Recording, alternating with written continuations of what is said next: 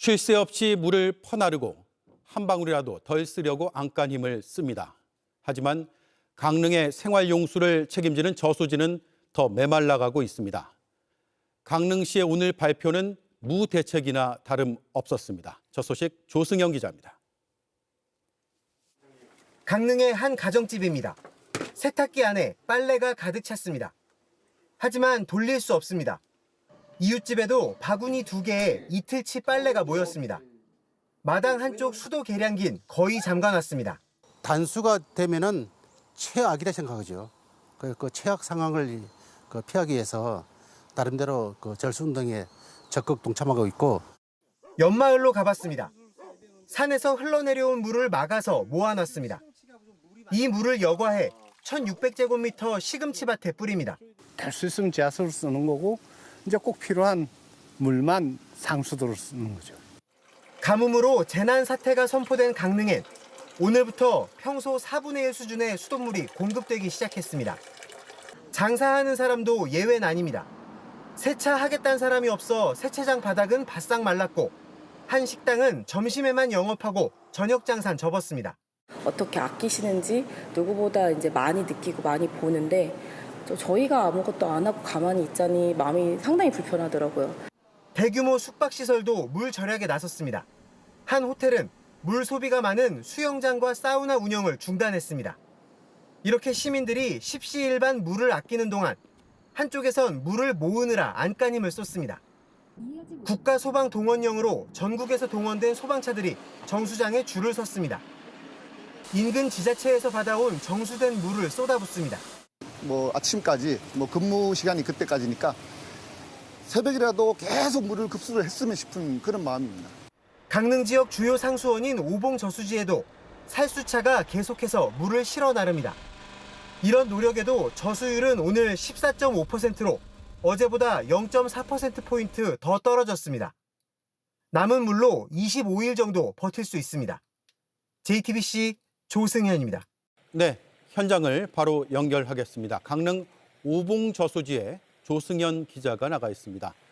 조 기자, 주변이 바싹 말라 있는 것 같습니다. 바닥에 풀도 자라는 것 같고요.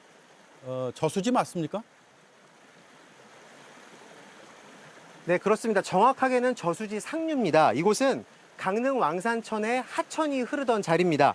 오봉저수지 취수탑에서 직선거리로 1.5km 정도 떨어져 있는 상류입니다. 이곳의 하천과 인근의 또 다른 하천 이렇게 두 곳이 오봉저수지로 흘러드는 수원입니다. 그런데 보시는 것처럼 주변이 온통 흙밭이고요. 또 풀밭입니다. 이쪽을 좀 보시면 바닥이 정말 거북이 등껍질처럼 쩍쩍 갈라져 있습니다. 하도 오랜 기간 동안 이 비가 내리지 않다 보니까 하천이 완전히 말라버린 겁니다. 그나마 강릉시가 하천 바닥에 있는 흙을 퍼내서 억지로 물길을 만들고 또 조금 전까지는 비가 조금 내리기도 했습니다. 하지만 말라버린 땅을 적시기에는 턱없이 부족한 상황입니다. 예, 비가 오지 않아서 그랬다라고는 하지만 도대체 왜 그렇게까지 됐을까는 지워지지 않는 질문 같습니다. 네, 비가 안 왔는데 정말 해도 너무 안 왔습니다. 지난 6월부터 8월까지요. 올 여름 동안 강릉에 내린 비의 양이 187.9mm입니다. 강릉에서 기상 관측이 시작된 이래 1917년 이후에 108년 만에 가장 적은 여름 강수량 기록입니다. 평년 강수량 661.6mm와 비교해도 28.4%에 그쳤습니다. 사실 가뭄은 봄부터 시작됐는데요. 지난 4월 19일부터 시작된 강릉시의 가뭄은 오늘로 130일 넘게 지속되고 있습니다. 이 여름 내내 기승을 부린 폭염도 이 가뭄을 키웠습니다. 계속되는 더위 때문에 공기 중으로 증발하는 물의 양이 강수량을 크게 웃돌았습니다. 예, 강릉시에서 오늘 가뭄 대응 계획을 밝히는 기자회견을 열었습니다. 무슨 내용이 나왔습니까? 네, 대통령 방문과 또 재난사태 선포 이후에 열린 기자회견이라서 더 큰 관심을 모았는데요. 결론부터 말씀드리면 눈에 띄는 가뭄 대책은 없었습니다. 이 국가소방동원령에 따라 전국에서 동원된 소방차로 인근 지자체의 정수된 물을 강릉에 있는 정수장으로 운반하고 있고요. 하루 400대 살수차를 동원해서 지역 내 하천과 저수지 22곳에 있는 물을 하루 15,000톤씩 오봉저수지로 옮깁니다. 각 세대 수도 계량기를 75% 잠그는 조치도 오늘부터 시행에 들어갔는데요. 하지만 아직까지는 권고 수준입니다. 시간제 또는 격일제로 물을 끊는 단수 조치도 검토는 하고 있다는데 최대한 피하겠다고 했습니다. 또 생수를 200만 병까지 확보해서요. 이 저수율이 10% 아래로 떨어지면 모든 시민들에게 나눠주겠다고도 했습니다. 그러면서 오늘도 9월 안에는 비가 올 거다. 또 오봉저수지에 물이 없는 거지 다른 곳엔 물이 많다. 이런 발언들도 나왔는데요. 강릉 시민의 물 절약과 이 국가적인 지원으로 버티고는 있지만 정작 강릉시의 대응은 조금 부실한 거 아니냐. 이런 비판 피할 수 없어 보입니다. 예, 잘 들었습니다. 지금까지 강릉 오봉저수지 상류 도마천에서 조승현 기자였습니다. 윤석열 전 대통령이 당선인 시절 통일교 측에 했다는 발언 내용도 공개됐습니다. 한학자 총재에게 대선을 도와줘서 고맙다고 전해달라. 통일교 현안을 재임 기간에 이룰 수 있게 하자라고 말했습니다. 실제로 일주일 뒤 통일교의 현안이 정부의 국정과제에 담겼습니다. 김지윤 기자가 보도합니다. 통일교 2인자였던 윤용호 전 세계본부장은 2022년 대선 직후 교단 행사에서 당선인 신분인 윤석열 전 대통령을 독대했다고 말했습니다. 제가 3월 22일 날 대통령을 뵀습니다.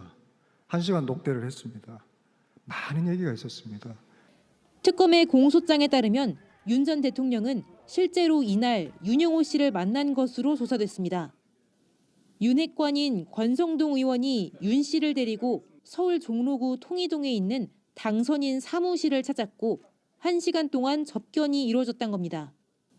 윤 전 대통령은 이 자리에서 한학자 총재에게 대선을 도와줘서 감사하다는 인사를 전해달라 말한 것으로 파악됩니다. 윤용호 씨는 아프리카 프로젝트 등 통일교 현안 비용을 국가 공적 개발 원조 ODA 방식으로 해달라며 요청했고 윤 전 대통령은 재임 기간에 이룰 수 있도록 하자는 취지의 답변을 한 것으로 조사됐습니다. 실제로 접견 일주일 뒤 외교부가 작성한 국정과제 이행 계획서에는 아프리카 ODA를 2배로 증액하는 목표가 담겼고 2년 뒤 윤 전 대통령은 ODA 확대를 공식 선언했습니다. 대한민국은 아프리카와의 협력을 더욱 촉진하기 위해 2030년까지 100억 불 수준으로 ODA 규모를 확대해 나가고자 합니다. 두 사람의 접견을 주선했던 권성동 의원은 몇 시간 전 경기도 가평에 있는 천정궁에서 한학자 총재를 직접 만났습니다. 특검은 한 총재가 이 자리에서 윤 전 대통령 당선 축하 인사와 함께 금품이 든 쇼핑백을 건넸고 권 의원이 큰 절을 한 뒤 받아갔다고 보고 있습니다. JTBC 김지윤입니다. VIP 경로와 관련해 방첩사가 수사 외압을 은폐하는 데 직접 개입한 정황이 드러났습니다. JTBC 취재 결과 VIP 경로를 발설하지 못하게 보안 교육을 시키겠다는 취지로 말하는 방첩사 간부의 녹취를 순직해병 특검이 확보한 것으로 확인됐습니다. 유선희 기자의 단독 보도입니다. 순직해병 특검이 확보한 녹취는 수사 외압 의혹이 불거진 2023년 8월 김계환 당시 해병대 사령관과 해병대 방첩부대장 문모 대령의 통화입니다. 김 전 사령관이 VIP 경로 사실을 알고 있는 특정 해병대 고위 간부를 거론하면서 폭로할까 걱정된다고 말하자 문 대령이 발설하지 못하게 보안 교육을 시키겠다는 취지로 답하는 대화입니다. 문 대령은 이후 실제 해당 간부에게 입조심을 언급한 것으로 파악됐습니다. 특검팀은 문 대령이 작성에 관여한 방첩사의 동향 보고 문건도 확보했는데 여기엔 윤석열 전 대통령의 경로로 사건 이첩이 보류됐다는 취지의 내용이 담겨 있는 것으로 알려졌습니다. 문 대령은 최상병 순직 사건 국면에서 파악한 정보를 수시로 황유성 당시 방첩사령관에게 보고했기 때문에 특검팀은 동향 보고 문건 작성이나 보안교육 발언의 배경에 황 전 사령관의 지시가 있었는지 살펴보고 있습니다.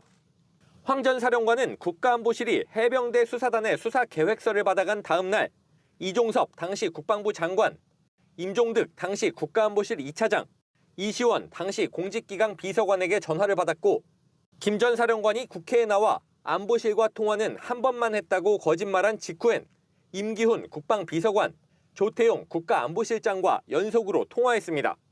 특검팀은 문 대령의 은폐 정황 녹취와 동양보고 문건, 황 전 사령관의 대통령실 전방위 통화 기록 등을 근거로 방첩사가 최상병 순직 사건과 관련해 정보를 수집하는 것을 넘어 대통령실과 소통하면서 수사 외압을 은폐하기 위해 직접 개입한 건 아닌지 의심하고 있습니다. JTBC 유선입니다.